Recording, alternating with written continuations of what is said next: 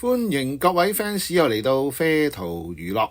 咁今日溫溫要同大家講嘅當然就係呢個萬千星輝頒獎禮啦。TVB 嘅年度盛事萬千星輝頒獎禮2025咧喺星期日4號晚上8時就喺澳門舉行咗啦，頒發咗咧各大獎項。咁雖然近年電視少咗人睇，呢啲係全世界現象嚟㗎啦。TVB 幾叻都好，都不能避免影響力咧，各方面都係降低。咁但係無論如何咧，佢呢個萬千星輝頒獎禮咧，都依然咧係引起咗好多嘅話題同關注嘅。咁今年咧就更加就都有幾個位咧都好突出嘅。咁可以一路同大家講啦，好多話題㗎都有。咁當然啦，如果講話大贏家，必然就係呢個新聞女王2啦，攞咗9個大獎嘅。佘詩曼攞視后，呢個係意料中事啦。黃宗澤咧亦都開齋嘅。咁由頭開始咧，同大家講下佢嗰個得獎嘅獎項嘅情況啦。各大頒獎禮一開波咧，通常都係頒新人獎先噶啦。萬千星輝都唔例外，最佳新人女新人係魏嘉文。至於最佳男新人呢，兩個由劉浩洋、劉洋共同奪得嘅。好，咁跟住呢，就係全晚第一個話題出現啦。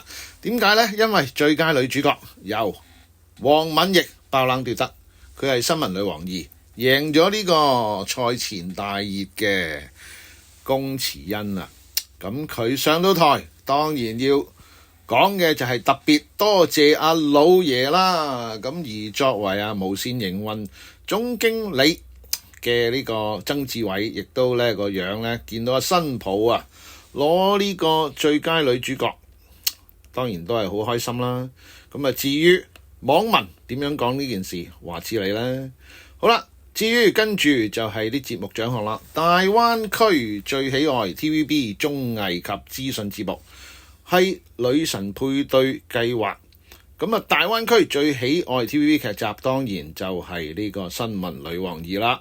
好，先嚟呢，未喺視帝之前，先係頒一個大灣區最喜愛 TVB 男主角，亦都係新聞女王2，係黃宗澤嘅。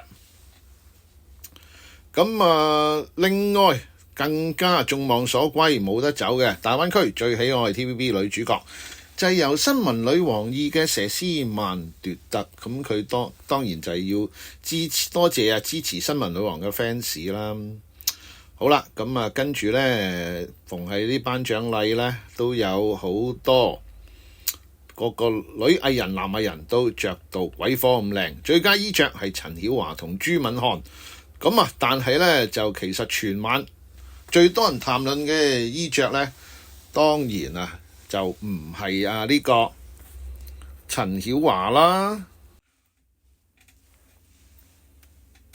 講衣着全晚嘅焦點，當然就係陳自瑤啦。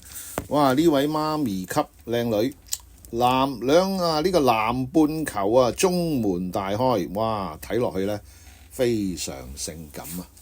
如果講性感呢方面呢，陳自瑤真係贏晒嘅。不過佢呢，就攞唔到呢個最佳衣着㗎。好，跟住呢，去到飛躍進步女藝員啦。葉倩文都算係呢個大熱奪獎啦。佢特別就多謝愛回家團隊同女神配對計劃嘅團隊㗎。哇！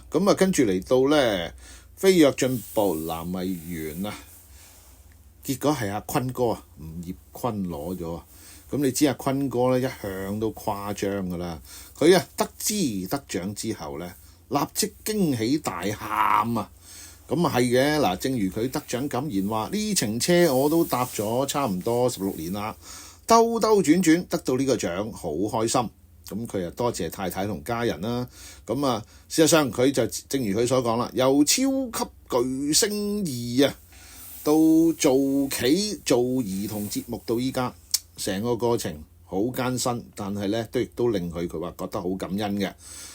最佳綜藝節目仲有邊一個梗係中年好聲音3啦。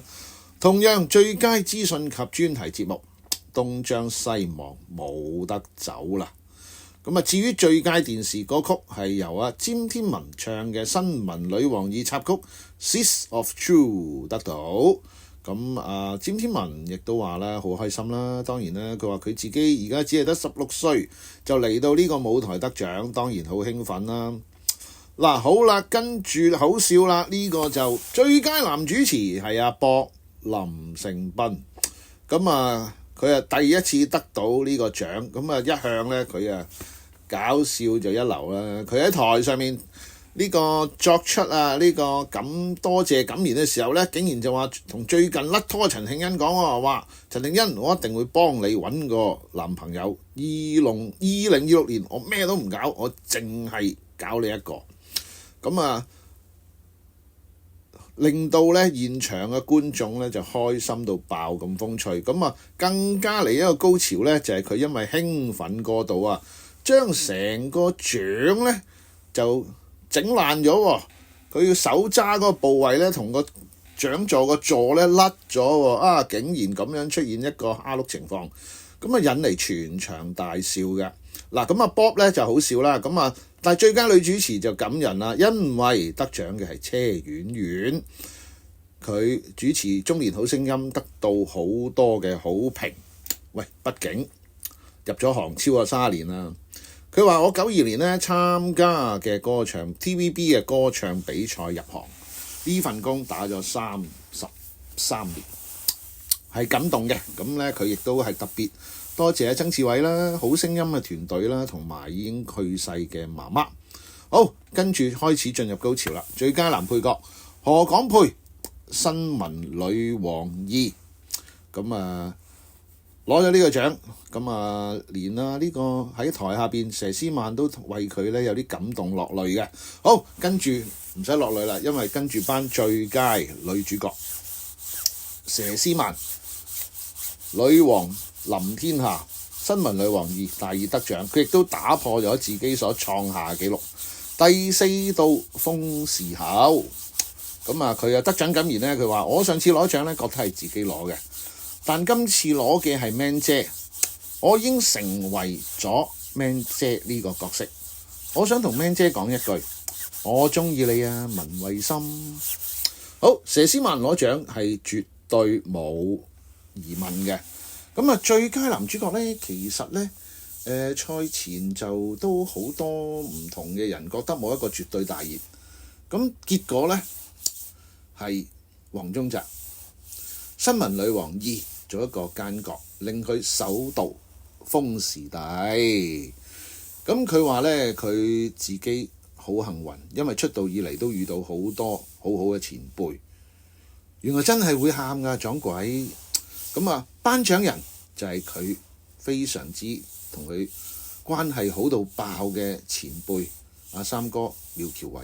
苗僑偉亦都講話大個仔啦，送翻句俾黃宗澤。當然咧，黃宗澤咧喺領獎嘅時候都好識做，佢都有多謝三哥苗僑偉同三嫂戚美珍。好，去到最後電視劇獎最佳劇集《新聞女王2》都係眾望所歸嘅。以2025年嚟講，全晚得到9個獎項。好啦，以為頒完獎完啊？喂，仲未啊？因為咧最後一個獎咧就係 TVB 行政主席許濤就上台就頒呢個榮譽傳奇大獎俾曾志偉，特別向對方致謝。更加咧係由譚詠麟頒發獎項，同佢對佢唱出相對無言。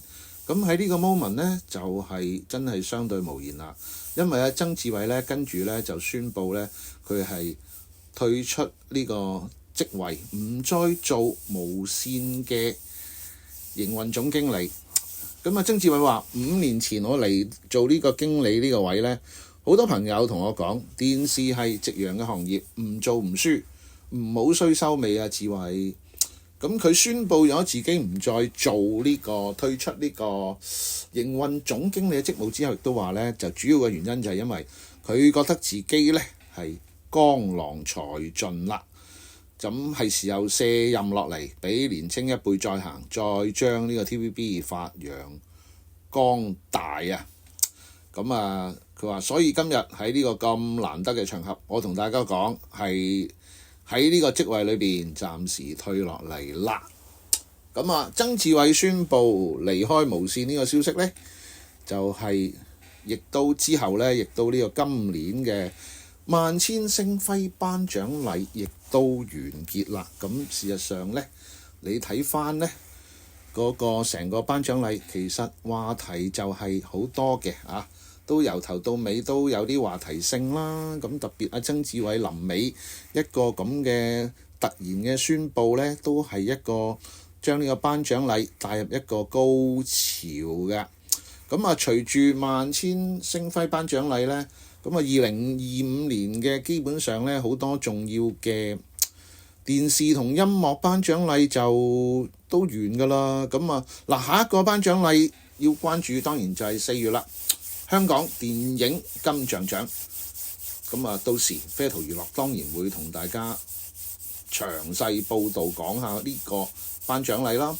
咁啊嗱，最後呢，多謝大家繼續支持我哋啡圖娛樂，記得讚好、分享同埋呢個係 comment， 希望大家俾多啲支持我哋啡圖娛樂。今日暫時係咁先。